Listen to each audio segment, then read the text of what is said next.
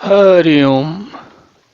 हम लोग श्री रामचरितमानस में किष्किंधा कांड देख रहे हैं और ये इस चतुर्थ सोपान में, इस सोपान में हम अभी देख रहे हैं कहानी कहाँ चल रही, कथा कहाँ चल रही है कि इस समय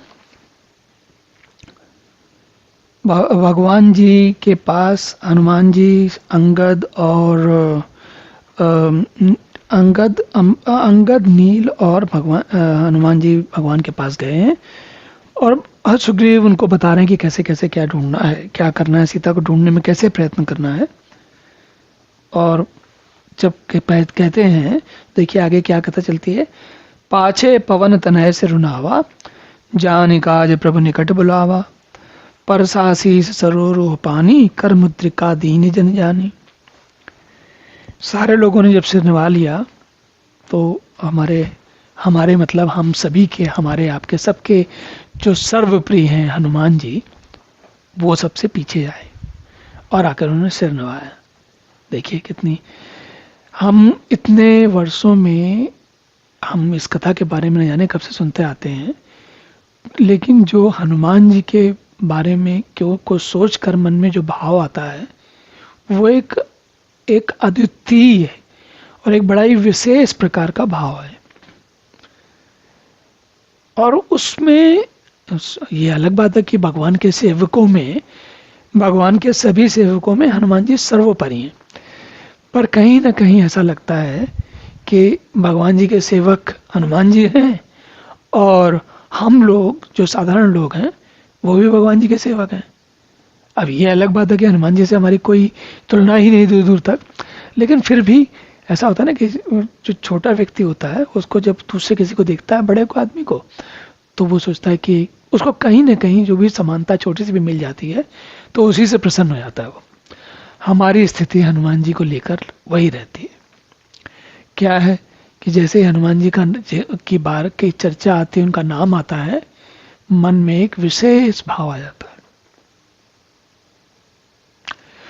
तो कहते हैं जानि काज प्रभु निकट बुलावा, अपना कार्य जानकर भगवान हनुमान जी को पास में बुला रहे हैं। अब सोचिए भगवान का क्या काम और भगवान को का काम करने के लिए हम लोगों की क्या क्या स्थिति है। उनके लिए तो हनुमान जी जैसे लोग चाहिए। तो कार्य का विचार करके प्रभु ने उन्हें अपने पास बुलाया और फिर उन्होंने अपने कर कमल से उनके सिर का स्पर्श किया। वो जब कोई बहुत ही कहते हैं ना महापुरुष संत व्यक्ति आपके सिर का स्पर्श करे तो आपको कैसा अनुभव होता है का एक अलग ही प्रकार का अनुभव होता है। हनुमान जी को कुछ वैसा ही अनुभव हुआ होगा और अपना सेवक जानकर उन्हें अपने हाथ की अंगूठी उतार कर दे दी। देखिए इतने सारे वानर आए थे, सब ढूंढने जा रहे हैं, सब कुछ हो रहा है, लेकिन सुग्रीव ने अंगद, हनुमान और नील को भेजा। तो सुग्रीव के दृष्टि में ये तीनों लोग जो है महत्वपूर्ण काम के हैं। उनमें भी हनुमान जी सबसे पीछे से आए और भगवान उनको तो सब पता है। तो भगवान ने और किसी को अंगूठी नहीं दी, हनुमान जी को दी। बहु प्रकार से तही समझायो, कई बल बिरहि बेग तुम आयो, हनुमत जन्म सफल करि माना, चले हृदय धरि कृपा निधाना।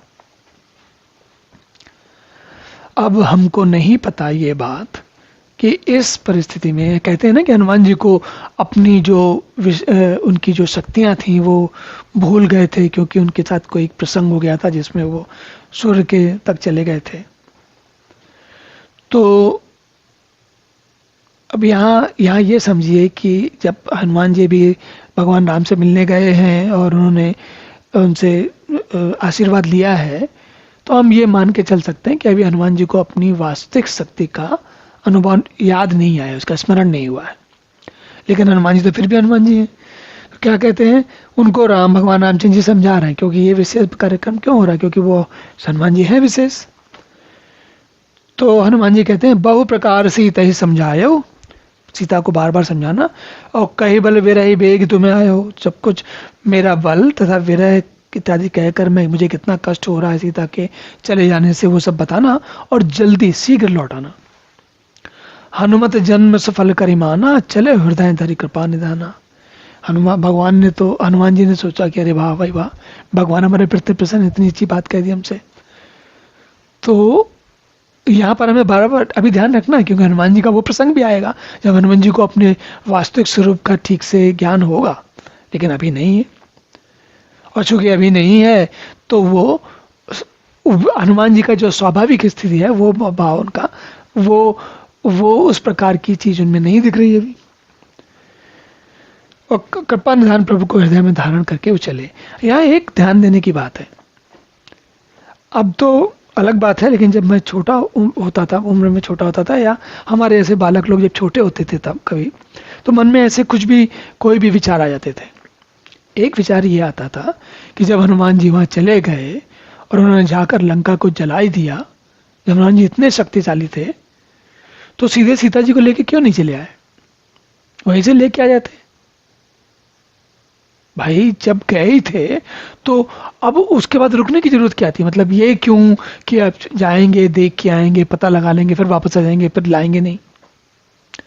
तो उस प्रश्न का उत्तर देखिए यहां पर छिपा हुआ है, क्योंकि राम पहले से कह रहे हैं बताना, और बताने के बाद शीघ्र लौट आना। बताना है, लाना नहीं है, ये भगवान राम साफ साफ कह रहे हैं। यद्यपि प्रभु जानत सब बाता, राजनीति राखत सुरत्राता। यद्यपि देवताओं की, अब देखिए हम लोग वही कह रहे थे ना कि यद्यपि देवताओं की रक्षा करने वाले प्रभु सारी बात जानते हैं, तब भी वे राजनीति मतलब लोक व्यवहार की रक्षा कर रहे हैं। कैसे कि भाई भगवान खुद ही ला सकते हैं, भगवान को ला कह सकते हैं, वो तो कुछ भी कर सकते थे। रावण आ रहा था, वहीं से रास्ते में रोक देते, बात खत्म हो जाती थी पूरी पूरी। लेकिन सारी माया क्यों है? सारी माया केवल इसलिए है कि मनुष्यों के सामने वो अपना एक ऐसा चरित्र दिखा सकें जिसको लेकर मनुष्य अपने जीवन में प्रगति करें, उन्नति करें, आगे बढ़ें, अच्छे अच्छे काम करें और मनुष्य सीखे कुछ। नहीं तो भगवान को ये सारी कोई माया करने की कोई आवश्यकता नहीं है। चले सकल वन खोजत, सरिता सर गिर खो, राम काज लय लीन मन, बिसरा तन करचो। सारे वानर वन, नदी, तालाब, पर्वत और पर्वतों की कंदराओं में खोजते हुए चले जा रहे हैं और मन श्री रामचंद्र जी के कार्य में लवलीन है। राम काज लय लीन मन, बिसरा तन करचो। उनका शरीर ही भूल गए कि वो शरीर है भी उनके पास, इतने खो गए इस काम में। कतौ होई निश्चर सह भेटा, प्राण ले ही एक चपेटा। बहु प्रकार गिन कानन घे हेरई, कौमिन मिलई ताहि सब घेरई। कहीं भर भी मार्ग में किसी राक्षस से भेंट हो जाती है तो वे एक एक चपत में ही उसकी प्राण ले लेते हैं। मतलब एक एक चपत का मतलब सारे वानर मिलकर एक एक चपत लगाते हैं, इतनी चपत लगाते हैं कि उसकी मृत्यु हो जाती है। और पर्वतों और वनों को बहुत प्रकार से खोज रहे हैं। कोई मुनि मिल जाता है तो पता पूछने के लिए सब उसे घेर लेते हैं चारों तरफ से कि भाई बताओ कहाँ है सीता जी। तो इस प्रकार वानरों की सेना या वानरों के झुंड, सेना नहीं अभी तो सेना नहीं है, अभी तो झुंड है, ये खोजी वानर है। तो ये सारे के सारे सीता जी को ढूंढने चले जा रहे हैं। और कहाँ जा रहे हैं? सोचिए किष्किंधा कहाँ है? वो आंध्र प्रदेश और कर्नाटक और वहाँ उसके आसपास कर्नाटक के और आंध्र प्रदेश के और महाराष्ट्र के जो मिलती जुलती जगह है वहाँ पर किष्किंधा है, बल्कि और थोड़ा सा दक्षिण में वहाँ से। और सीता जी कहाँ है? वो रामेश्वरम तक जाएंगे ये लोग, और रामेश्वरम से जाके धनुषकोटी जाएंगे, फिर आगे जाके वो समुद्र पार करेंगे। वो तो नहीं जाएंगे, हनुमान जी जाएंगे अकेले। तो ये सारे के सारे लोग वहां से इतनी दूर चल के ढूंढते ढूंढते पहुंचे। ऐसा नहीं है कि सीता जी वहीं बगल में निकले आधे घंटे बाद मिल गई, तुरंत का काम नहीं है ये। और क्या पता सारे के सारे वानर केरल में भी भटके हो जगह जगह, ये किसको पता है? ऐसा थोड़ी कि उनको पता है कि रामेश्वरम के पास ही मिलेंगे, वो तो सब जगह ढूंढ रहे होंगे। धीरे धीरे मार्ग मिलेगा उनको, ऐसी बात नहीं है। और कैसे मार्ग मिलेगा उसका सबका आनंद हम लोग आगे चल के लेते चलेंगे। पर यहाँ ये बात समझने की है कि जब रामचंद्र जी ने वानरों को भेजा है तो इतना आसान काम भी नहीं है। ऐसा नहीं है, देखिए हमने कभी सिर्फ कभी रामलीला देखी होती है, कभी किसी फिल्म में देखा होता है, कभी किसी टीवी के प्रोग्राम में देखा होता है, तो ऐसा लगता है कि बस वानर लोग निकले और थोड़ी देर के बाद पहुंच गए फटाफट वो वहां पर समुद्र के किनारे, और सोचने लगे कि अब कैसे कौन जाएगा। इतनी जल्दी सब कुछ नहीं हो गया।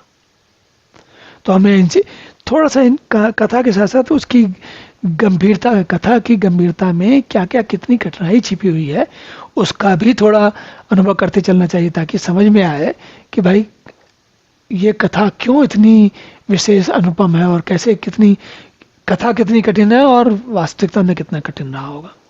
चलिए आप इस सत्र में यहीं पर विश्राम करते हैं, अगले सत्र में पुनः मिलेंगे, तब तक के लिए हरि ओम।